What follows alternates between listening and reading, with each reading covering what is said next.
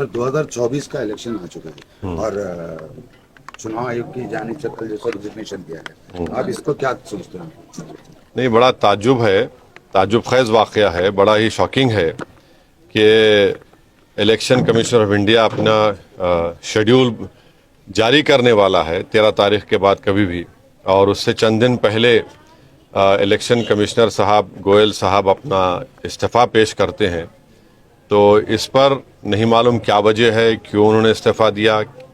اور ہم نے مجلس نے شروع میں ہی ہم نے پارلیمنٹ میں جب بل لایا گیا تھا چیف الیکشن کمشنر کے اپائنٹمنٹ کا اور الیکشن کمشنر کا اپائنٹمنٹ کا، میں نے کھل کر کہا تھا کہ یہ غلط طریقے سے سپریم کورٹ کے ایک فیصلے کے خلاف جا کر حکومت چیف الیکشن کمشنر اور الیکشن کمشنر کو اپائنٹ کر رہی ہے.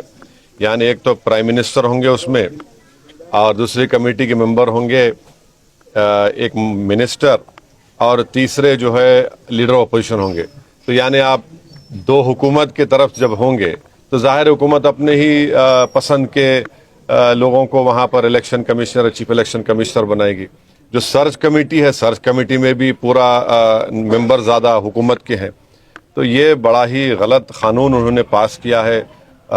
مودی حکومت نے چیف الیکشن کمشنر اور الیکشن کمشنر کا اپائنٹمنٹ جو کیا جا رہا ہے، جو سپریم کورٹ کے حالیہ فیصلے کے خلاف ہے.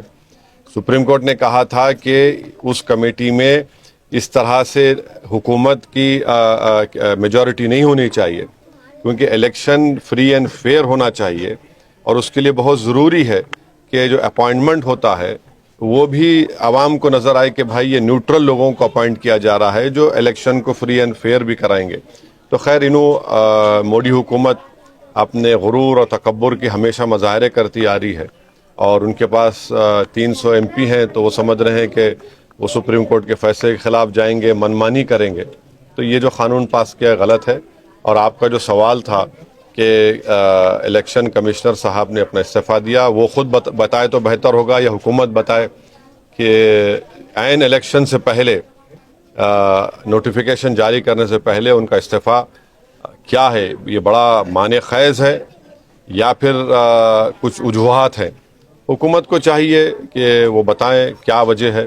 اور پھر اب آ گیا کہ حکومت ایک الیکشن سے نوٹیفیکیشن سے پہلے اب آپ وہ 2 الیکشن کمشنروں کو اپائنٹ کریں گے. تو یہ چیزیں چل رہی ہیں.